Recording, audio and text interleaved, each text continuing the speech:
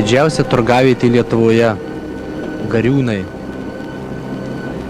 Čia gali rasti kokį tik nori automobilį. Čia ir Volkswagenai, Opeliai, Mercedesai, Fordai ir Volvo. Pergalę čia švenčia apsukresnis, gabesnis, suktesnis. Čia gali būti apgautas, nureketuotas, gali likti be mašinos ir be pinigų.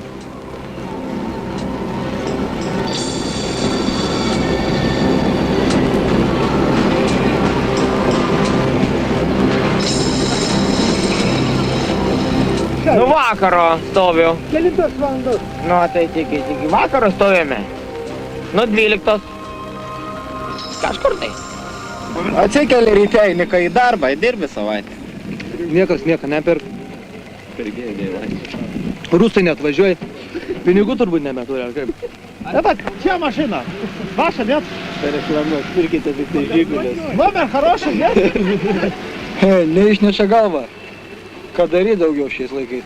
Kad ir tas biznis susidaro, man atrodo. Muitai didžiuliai. Nežinia, kaip toliau reikia susiimti ko.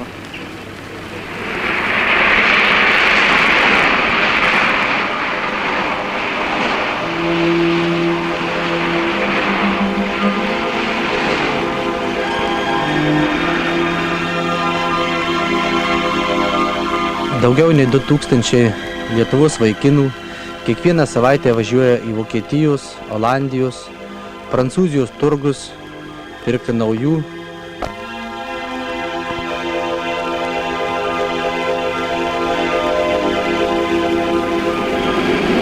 Keliolika metų buvau klasikinių imtynių rinktinės narys, bet kaip žinot, sportininko karjera trumpa, viskam ateina pabaiga.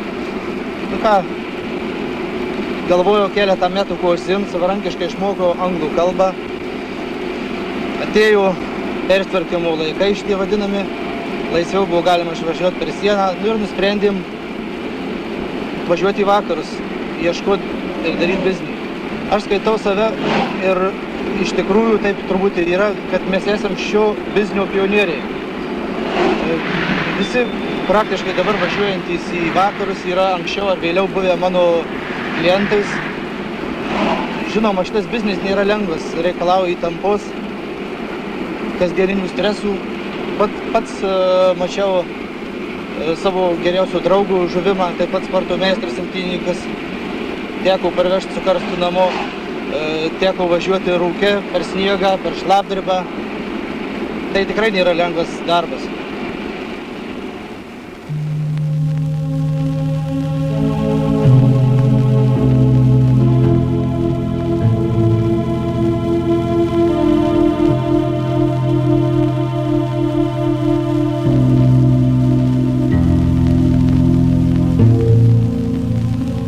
Povilo didžiausia svajonė buvo nusipirkti vakarietišką automobilį. Deja, jau kelios dešimtys lietuvaičių žuvo Europos keliuose varydami automobilius į Lietuvą.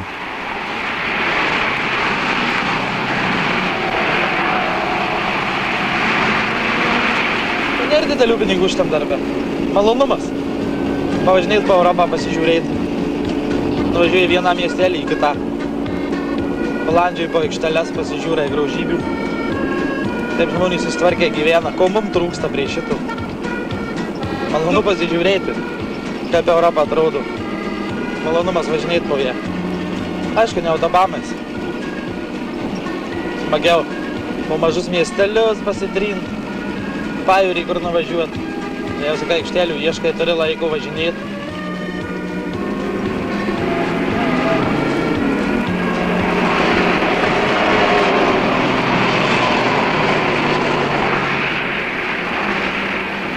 Važiuoju iš Lietuvos, vežėsi ten 3000 tuos dolerių, paskutinis, ką surinkęs.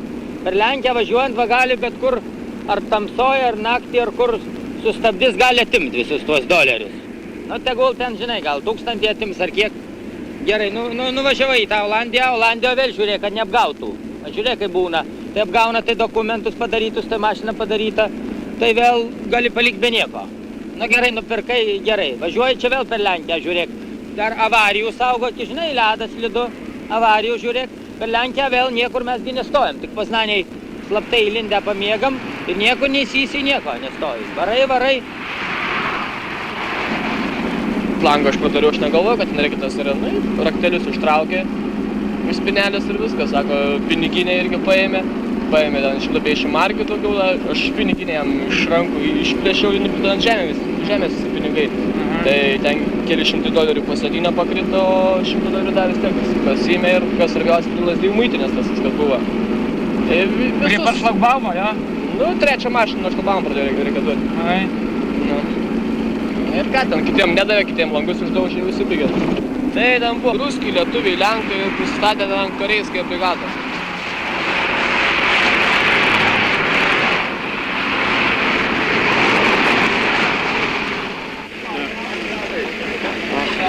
А выпил Костя? О. Давай здесь. Язык забирай. А выпил бензину? Olandijos Utrechto turgus. Čia suvažiuoja pirkėjai iš viso margo pasaulio.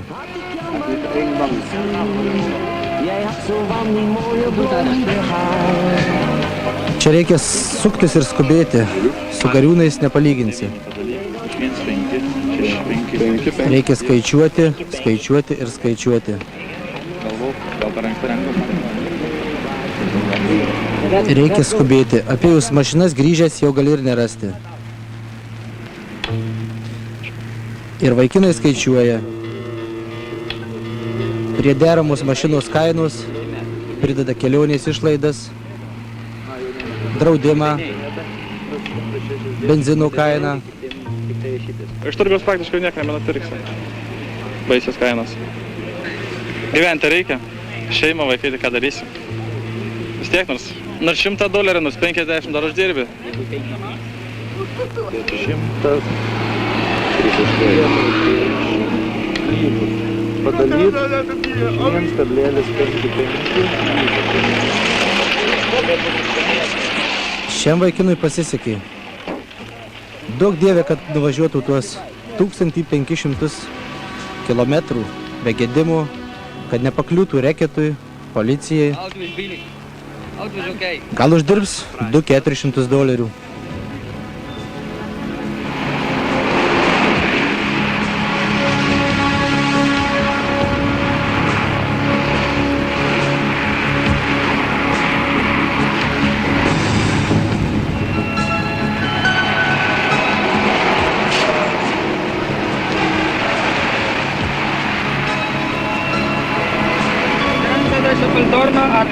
Ant Kremą apvažiuosim iš dešinės pusės.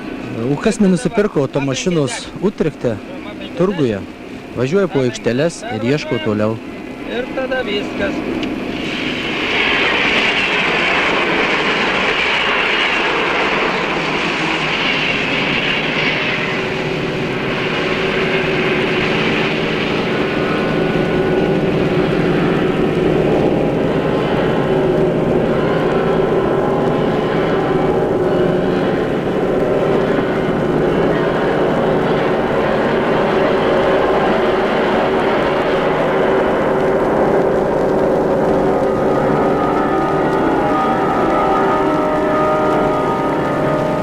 Mūsų visų lietuvaičių svajonė, kad porą dienų leistų pasikuist, tai čia išvažiuotų ne su viena gera mašina iš to laužyno.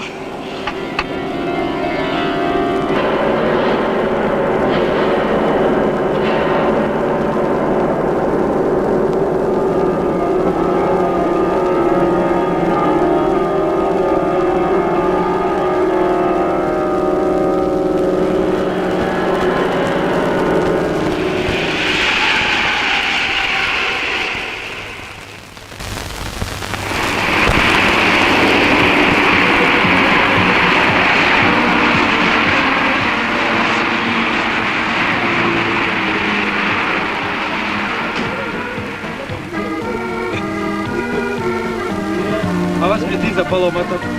Поломата este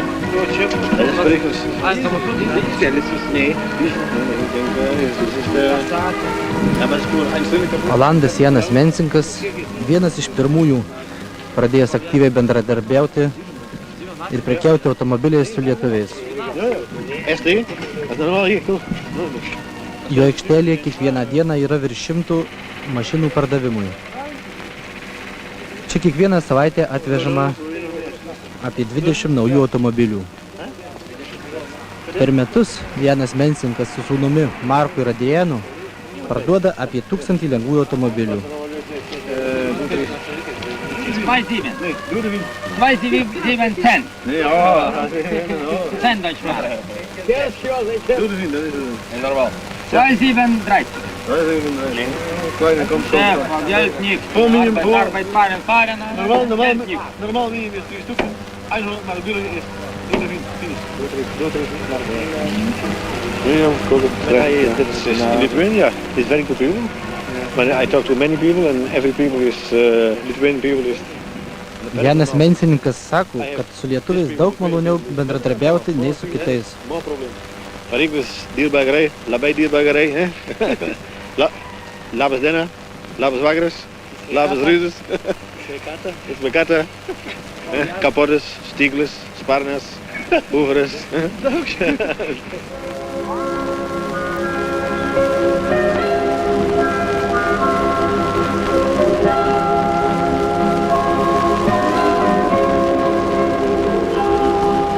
Jouw schip is gaan varen voor heel lang van huis. Janas su šeima gyvena kaime.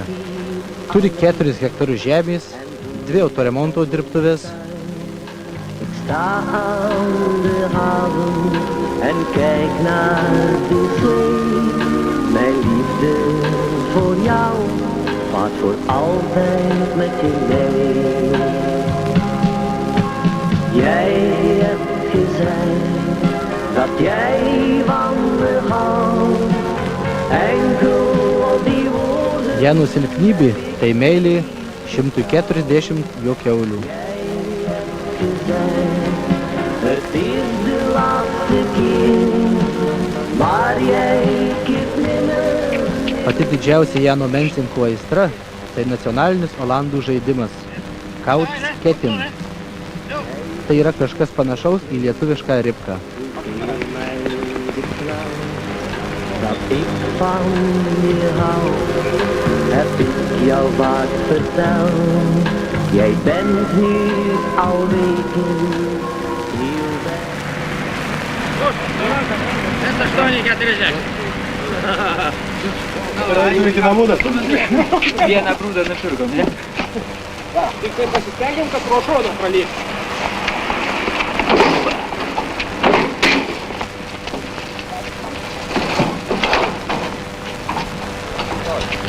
Ką, suremontuosiu, parduosiu, kažkiek tai bus, apsimokėt mokesčiam. Nuo sekančių mašinų bus pasilykę kažkas tai, o jeigu valdžiaus pos 10% mokėt fizinių asmenų mokestį, tai tada nežinau. Voks pradėsiu matyti, o nebe remontuot mašinas ir varinėtis iš jūsų.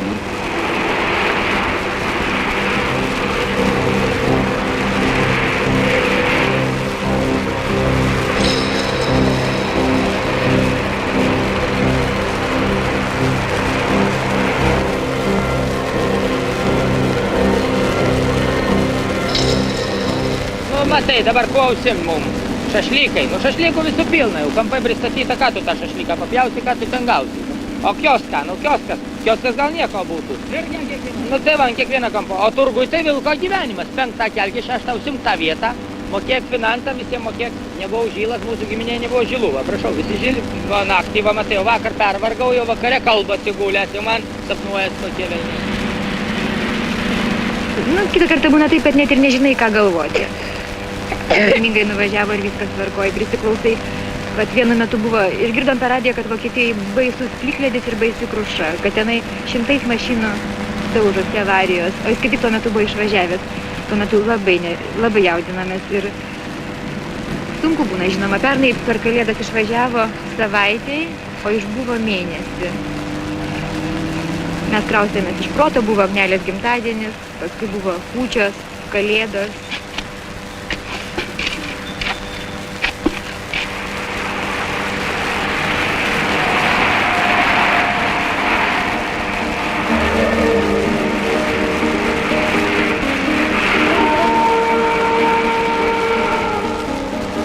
Namo, greičiau namo.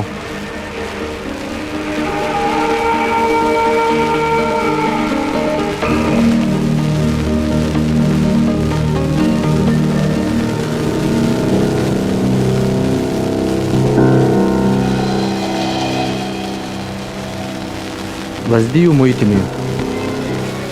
Čia muitininkas sprendžia visos tavo kelionės, viso tavo vargo ir biznio likimą.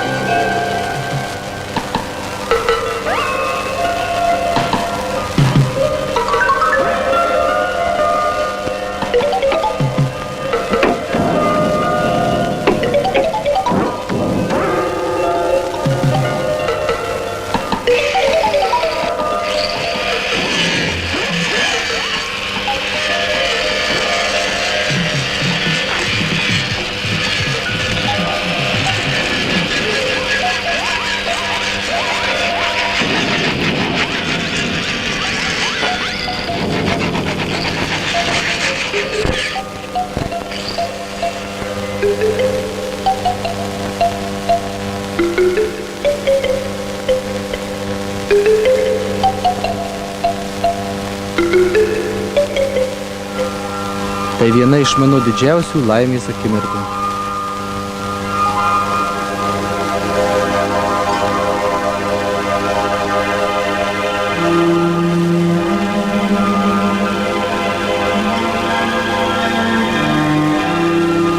Tik gaila, kad taip retai matau savo šeimą.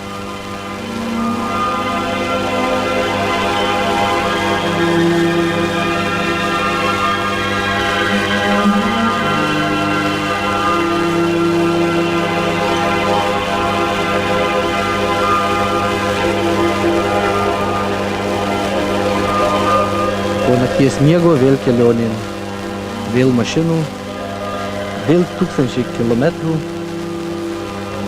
vėl atgal į Europą.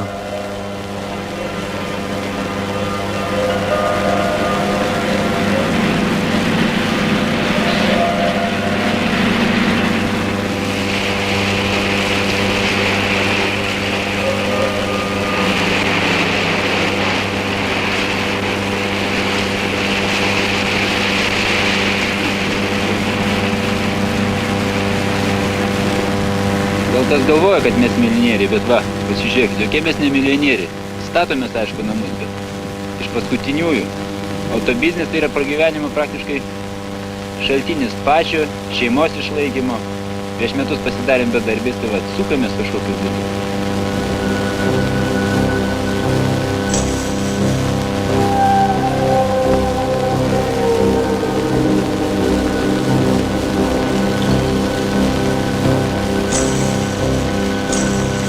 Praktiškai biznis jau pasibaigė. Lietuvos rinka praktiškai perpildo visų pasaulio šalių mašinom, priklausomai ir amerikoniškom, ir japoniškom. Finito mūsų biznis. Ir gyvenimui tikriausiai būsim bedarbiais vėl.